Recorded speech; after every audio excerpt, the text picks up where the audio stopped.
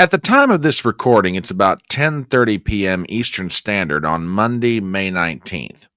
By the time you see this video, it'll be Tuesday morning, the 20th, which means there will have been about 36 hours that will have gone by since the big announcement about Joe Biden's diagnosis of aggressive prostate cancer. Now, if you're wondering why I didn't put out a video yet, I needed some time to think and to reflect because I have questions. What are they? Hang on, folks. We're going to get into all this in just 1 second.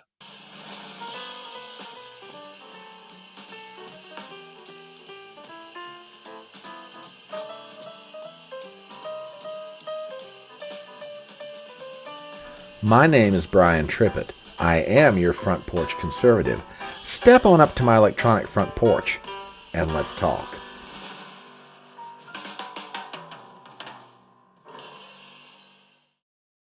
Like I said in my intro, about 36 hours will have gone by since the time of the announcement about Joe Biden's diagnosis of prostate cancer to when I start commenting on it. Now, some of you may be asking the question, Front Porch, why didn't you put out a video immediately? Everybody else in social media did. Well, that's true, and nothing against my brethren in social media, but I'm the kind of guy that needs some time to think and to reflect. I mean, after all, you don't get to be able to wear a fedora like this unless you kind of slow down for a second. And with that said, I have a number of questions about this story. So this video is going to be a little bit different. Not necessarily a lot of news articles or Twitter posts, that sort of thing, which there are plenty of them out there, and you can always find them on your own. But all the questions that I'm going to ask are based on everything I've heard and read so far. And I think, for the record, these are questions that you're probably asking too. So let's just jump right in. Question number 1. As part of Joe Biden's regular annual physical, did the doctor order a PSA blood test? And if not, did the doctor perform other tests that would check for prostate cancer? Now, for those of you not familiar with what I'm talking about, a PSA test is basically a screen for prostate cancer. Doesn't necessarily guarantee that a person has it if it's a positive test. Not necessarily, but it's usually a pretty good indicator. If certain levels show up in this PSA test, somebody's got prostate cancer. Now, giving the test to Joe Biden would make a whole lot of sense. I mean, after all, when he came into office, he was in his latter 70s. When he left office, he was in his early 80s. Usually the average age of a diagnosis for prostate cancer is in the mid-60s. So it would make sense that the doctor would make sure to screen him for it. I mean, after all, he is the President of the United States, in theory, the most powerful man in the world. You want to make sure you check him for everything. And keep in mind, it wasn't just one doctor that Joe Biden had. The White House physician at the time was Dr. Kevin O'Connor, but a whole team of physicians administering all kinds of tests every year. And out of those tests came an annual report about the fitness of the commander-in-chief to perform his duties. So if he's having all these tests, doesn't it make sense that one of them would be a screening for prostate cancer? And besides, George W. Bush had the PSA test administered every year he was in office. Same thing with Barack Obama. Same thing with Donald Trump during his first term. So, shouldn't there have been a test for prostate cancer for Biden as well? Which kind of gets me to question number 2. If, as many doctors have now said, it takes many years to reach the stage of disease progression that Joe Biden's prostate cancer is at now, why didn't the PSA test not pick up the cancer? I think that's a very reasonable question, by the way. Congratulations for thinking that one. I'm thinking the same thing. Every doctor that I've been listening to for the past 24 hours or so all says the same thing.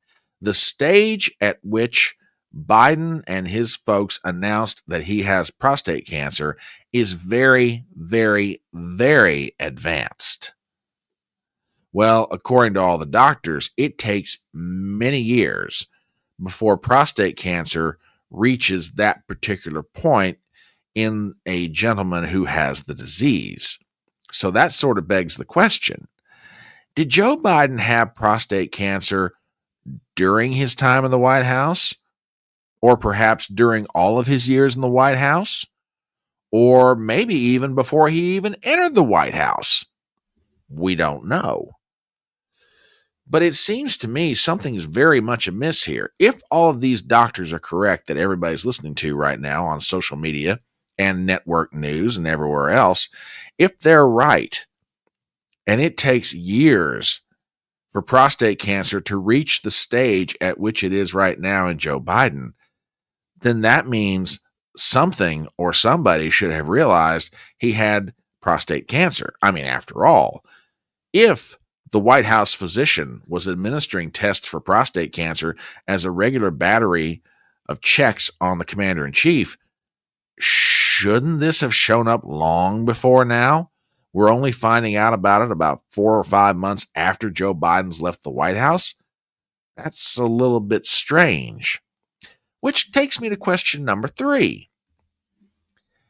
If Dr. Kevin O'Connor, the White House physician, did find that Biden had prostate cancer, why was it not disclosed in the annual report? Now, you may be asking yourself, what annual report? Front Porch, what are you talking about? Well, every year, usually around January or February, the commander-in-chief is administered a whole battery of tests by the White House physician and in consultation with folks out at Walter Reed Medical Center. And a report is given to the general public at the request of the president. Well, at no time did Dr. Kevin O'Connor report that Joe Biden had prostate cancer. And again, if the disease, at which point it is right now, was present in Biden during the White House and they were administering tests, then does it not make sense that the tests would have shown the cancer and Dr. O'Connor, as part of his duties to the public, would have disclosed it? And if he didn't disclose it, that sort of begs the question, why? I mean, the American people do have a right to know the condition of the president. After all, they voted for the man. And if he had prostate cancer before he entered the White House, that sort of begs another question. Did his campaign keep it quiet? But we'll leave that one aside for a moment. Question number 4. Was Dr. Kevin O'Connor pressured by or explicitly told by anyone on the White House staff or the Biden family to not disclose the diagnosis of prostate cancer? Now, this does work from a few assumptions. Assumption number 1, that O'Connor discovered that the commander-in-chief had prostate cancer while he was in the White House, which I think is a pretty safe assumption because, after all, if the PSA test is part of the standard battery that the commander-in-chief is given, I mean, after all, W received it, Obama received it, Trump received it. Logic would dictate you would think the same thing would be true for Joe Biden, that they would have been testing him for prostate cancer. Well, if O'Connor was testing him for prostate cancer and discovered that Biden had it, why was it not disclosed? Was somebody on the White House staff or somebody in the Biden family telling this doctor not to disclose a finding of prostate cancer on the President of the United States? I mean, why would Dr. O'Connor not disclose this to the public? I mean, after all, prostate cancer is a very treatable disease. Yes, it would have required possibly certain adjustments depending on what stage O'Connor would have found the prostate cancer in Biden, but it seems to me O'Connor had a duty to disclose it to the public, don't you think? Which gets to another question. Was Joe Biden receiving treatment for prostate cancer while serving as president? If he was, what kind of treatment was it? And, perhaps more importantly, did said treatment affect Biden's ability to perform his duties? Now, again, this question works from certain assumptions. A, Dr. O'Connor discovered that Biden had prostate cancer, and B, he was receiving treatment. Well, I think the American people have a right to know, what kind of treatment was Biden receiving? And would that treatment have affected Biden in the performance of his duties? I had a very interesting conversation with a family member tonight, and they asked me the very same thing. What if the treatments that he was receiving affected Biden mentally? I mean, much has been made about Biden's cognitive decline, but what if the cognitive decline was caused by the treatment he was receiving for prostate cancer? There are various ways to deal with the disease, but what if the way they dealt with the disease caused Biden not to be as sharp as he otherwise normally would have been? I think that's a reasonable question. Which gets me to number 6. If Biden did have cognitive decline and was physically affected by prostate cancer such that he had difficulty performing the duties of his office, then who was really the president?